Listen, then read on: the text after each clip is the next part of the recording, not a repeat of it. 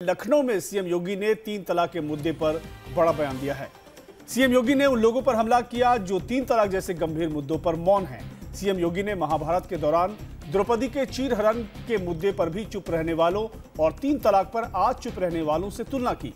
साथ ही सीएम योगी ने common civil code पर कहा कि जब देश एक तो सिविल कोड भी एक होना चाहिए। आज एक नई बहुत चली आ रही है, आपने देखा होगा अलग अलग तरीके से इसकी व्याख्या की जा रही है और लोग उसके बारे में अलग अलग बातें कर रहे हैं। कुछ लोगों के मुंह बंद हैं। मुझे याद आता है जब आज लोग देश की एक ज्वलंत समस्या को लेकर के मुंह बंद किए हुए हैं, तो मुझे महाभारत की वो सभा याद आती है जब द्रौपदी का चीरहरण हो रहा होता है और उस समय द्रौपदी ने उस भरी सभा से एक प्रश्न पूछा था कि आखिर इस घटना का दोषी कौन है, इस पाप का दोषी कौन है, चीरहरण की घटना का दोषी कौन है। कोई बोल नहीं पाया था, केवल विदुर ने कहा था। विदुर ने कहा था कि तिहाई दोषी वे हैं जो अपराधी हैं, तिहाई दोषी हैं जो उनके सहयोगी हैं और तिहाई दोषी हैं जो मौन हैं। और मुझे लगता है कि देश का राजनीतिक क्षितिज जब मौन बना हुआ है इस देश के अंदर ट्रिपल तलाक के मामले को लेकर के, सचमुच उन्हें भी कटघरे में खड़ा कर देती है पूरी व्यवस्था, अपराधियों के साथ साथ अपराधियों के सहयोगियों को और मौन लोगों को भी। इस देश के अंदर एक सिविल कोड बनाने के, समान सिविल संहिता बनाने की उन्होंने कहा था कि जब हमारे फौजदारी के मामले समान हैं तो फिर शादी ब्याह के कानून भी समान क्यों नहीं हो सकते हैं। अगर भारत एक है, वन नेशन की थ्योरी अगर हमें अपनानी है तो फिर कॉमन सिविल कोड के बारे में उनकी धारणा स्पष्ट थी। और मुझे लगता है ये बातें इस बात को स्पष्ट करती हैं कि उनके लिए अपनी विचारधारा महत्वपूर्ण नहीं, उनके लिए राष्ट्र महत्वपूर्ण था। हमारी राजनीति का आधार राष्ट्र के हितों पर घात प्रतिघात करके हमारी राजनीति महत्वपूर्ण नहीं हो सकती है। हमारी राजनीति राष्ट्र के दायरे में रह करके होनी चाहिए, संविधान के दायरे में रह करके होनी चाहिए। तो 3 तलाक पर सीएम योगी आदित्यनाथ बोले, मौका था पूर्व प्रधानमंत्री चंद्रशेखर की किताब के विमोचन का। बोले वो जो मौन हैं वो अपराधियों की तरह हैं। चंद्रशेखर समान कानून के पक्षधर थे। 3 तलाक पर सीएम योगी आदित्यनाथ ने पहली बार बोला है। उन्होंने कहा कुछ लोग इस पर मुंह बंद किए हुए हैं, लेकिन जो लोग मौन हैं वो अपराधी की तरह हैं। इस मुद्दे पर बोलना ही होगा। साथ ही उन्होंने कहा कि क्यों कॉमन सिविल कोड लागू नहीं हो सकता। जब देश एक है तो कानून एक क्यों नहीं होना चाहिए। जब फौजदारी के मामलों में एक तरह का कानून है तो शादी ब्याह संपत्ति के मामले में एक तरह का कानून क्यों नहीं होना चाहिए। यानी उन्होंने साफ तौर पर यह बात उठाई कि कॉमन सिविल कोड क्यों नहीं लागू होना चाहिए।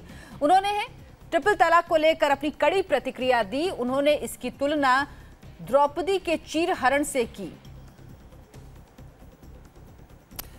और मुस्लिम पर्सनल लॉ बोर्ड के सदस्य जफरयाब जिलानी ने क्या कहा, आइए सुनते हैं।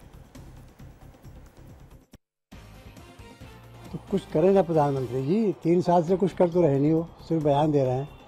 हम पूछते हैं कि जो 2014 से पहले मुस्लिमों के लिए, उनके उत्थान के लिए, उनके डेवलपमेंट के लिए, उनके सामाजिक आर्थिक शैक्षिक भलाई के लिए जो कुछ भी योजनाएं थी और जो बजट पास होता था वो क्यों नहीं नीचे तक जा रहा है। प्रधानमंत्री के आते ही वो सब तो रुक गया है।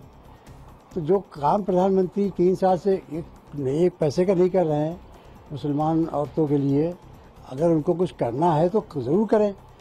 हम कब कह रहे हैं कि वो मुसलमान औरतों से हमदर्दी का इजहार ना करें, वो नीचे तक जाए। जिसके साथ कोई ज़्यादती हुई है कम से कम उसका कुछ थोड़ा उसको मुआवजा दें, कुछ उसकी मदद करें, तब तो कोई बात उनकी बनेगी। अभी एक केस में भी उन्होंने कोई किसी मुसलमान ऐसी औरत की जिसके साथ जुल्म हुआ, ज़्यादती हुई, उसके शौहर ने किया या किसी और ने किया, कोई मदद उन्होंने नहीं की 3 साल में। तो फिर उनके जुमलेबाजी से क्या फ़ायदा। मुसलमान इससे कोई न ही औरतें उनकी तरफ कुछ आने वाली है, न ही मुसलमान मर्द उनकी तरफ ऐसे आने वाले हैं। ये वो सिर्फ एक औरतों मर्दों कोशिश कर रहे हैं कि वो किसी तरीके की कोई बंटवारा करवा सकें, जो मुमकिन नहीं है। वो शरीयत को कोई छोड़ नहीं सकता है। शरीयत में के गलत इस्तेमाल पर अगर किसी ने कोई ज्यादती की है तो मुसलमान खुद उसका सोशल बाइकाट करेंगे, समाजी बाइकाट करेंगे। ये कल बोर्ड ने फैसला किया है। प्रधानमंत्री जी जो कुछ कर सकते हैं बताएं। 6 महीने से तो मैं उनको बयान ही सुन रहा हूँ खाली। भाई तो उनको तो सारी पावर्स है, अगर कोई कानून बनाना चाहते हैं तो वो बताएं। कोई ऐसा प्रपोजल उनके जेहन में हो तो ना उन्होंने सुप्रीम कोर्ट में कोई रखा है, ना ही पब्लिक को बता रहे हैं, और ऐसी तकरीरें वो करते रहेंगे। 2019 का इलेक्शन आ जाएगा। तो मैं तो ये कहता हूँ प्रधानमंत्री जी करना कुछ नहीं चाहते हैं, सिर्फ तकरीरों से लोगों को बेवकूफ़ बनाना चाहते हैं। सर, कल बैठक के बाद जो कुछ आपको निर्णय है उसमें मुस्लिम महिला और संगठन महिलाओं और हमारे साथ इस वक्त all India personal law board के सदस्य खालिद रशीद फिरंगी महली जुड़े हैं। खालिद साहब, जो बात योगी आदित्यनाथ ने आज कही है, उन्होंने कहा है कि ट्रिपल तलाक के मुद्दे पर जो लोग चुप हैं वो भी अपराधी हैं। इस पर आप क्या कहेंगे? ये मुल्क किस कानून के तहत उनको अपराधी घोषित किया जा रहा है, इस बात की भी वजाहत होनी चाहिए, और कौन लोग चुप हैं इस बात की भी वजाहत होनी चाहिए। ये हमारी शरीयत का एक हिस्सा है। बहुत अच्छी बात है कि प्राइम मिनिस्टर और चीफ मिनिस्टर इस पे बात कर रहे हैं। इसी के साथ साथ उन लोगों को मुस्लिम औरतों की तालीम और रोजगार के लिए भी काम करना चाहिए, और हमारी वो गैर मुस्लिम बहनें जो जिनके तलाक के केसेस सालों से अदालतों में पेंडिंग हैं, उस पर भी बोलना चाहिए, उन भी मसाइल को हल करना चाहिए। मुस्लिम कम्युनिटी अपने आप में इतनी ताकत रखती है कि वो अपने शरई मसाइल को हल करे, और बोर्ड ने जो कल 3 अहम फैसले लिए हैं उनके तहत हम समझते हैं कि जो भी थोड़े बहुत 3 तलाक के केसेस आ रहे हैं वो इंशाल्लाह वो भी आने बंद हो जाएंगे। चलिए, उम्मीद यही। लेकिन जो बात योगी आदित्यनाथ ने कही है कि जब देश एक है, जब फौजदारी के लिए हमारा कानून एक है, तो जो शादी के मसले हैं, जो संपत्ति के मसले हैं, उसके लिए कानून एक क्यों ना हो? वन नेशन की थ्योरी के लिए कानून एक होना बहुत जरूरी है। वन नेशन में अमेरिका में भी वन नेशन है, हर स्टेट के अलग लॉज हैं। हमारे मुल्क में भी नागालैंड का अलग लॉ है, मणिपुर का अलग लॉ है, ट्राइबल लॉज अलग हैं, क्रिश्चियंस के लॉज अलग हैं, गोवा में लॉज अलग हैं, गोवा में यूनिफॉर्म सिविल कोड है। आप इन तमाम स्टेट्स के लॉज को एक कर दें, तब फिर मुसलमानों की राय उस पर ली जाए। जी, इसीलिए यूनिफॉर्म सिविल कोड की बात की जा रही, क्योंकि आपने जितने ये लोगों की बात बताई, ताकि सभी एक कानून के अंतर्गत आ सके और सबके अपने अलग अलग कानून ना हों। 3 तलाक पर कुछ लोगों को चुप नहीं रहना चाहिए, सबको बोलना चाहिए, ये कहा योगी आदित्यनाथ ने।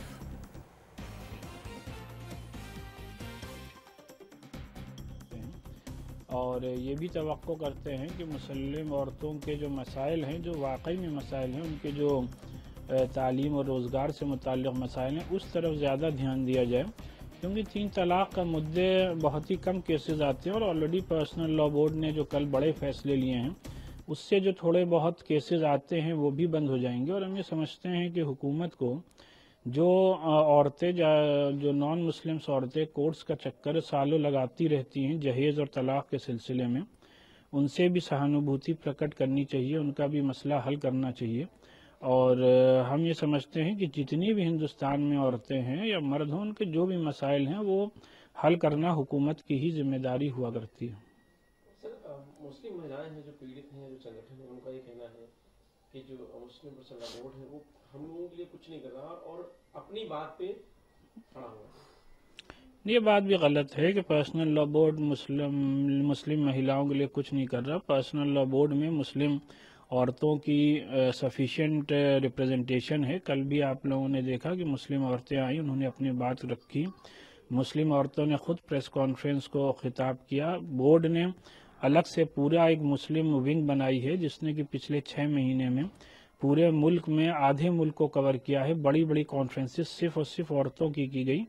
उन्हीं में से जो बातें निकल के आई, उन्हीं की रोशनी में बोर्ड ने कल फैसले लिए कि इस बात का ऐलान किया कि जो भी शख्स बगैर किसी शरई उज़्र के, बगैर किसी वैलिड रीज़न के अपनी बीवी को 3 तलाक एक बार में देता है तो उसका सोशल बायकॉट किया जाएगा। ये एक ऐसा फैसला है जिसका बहुत ही अच्छा इम्पैक्ट और पॉजिटिव रिजल्ट देखने को मिलेगा। दूसरा बड़ा मसला जो कोड ऑफ कंडक्ट जारी किया गया है, इसका अभी इसी फ्राइडे से तमाम मस्जिदों में इसका ऐलान शुरू हो जाएगा। लोग इसको फॉलो करने लगेंगे। तो जो भी थोड़े बहुत केसेस आ रहे हैं 3 तलाक के वो हम लोग समझते हैं कि इंशाल्लाह ख़त्म हो जाएंगे। और उसी के साथ साथ बोर्ड ने कल खुद अपना रिजोल्यूशन पास करके इस बात के लिए कहा है कि बोर्ड तमाम इससे मुताल्लिक़ पीड़ित महिलाओं की मदद करेगा और दूसरी तंजीमों से भी अपील की है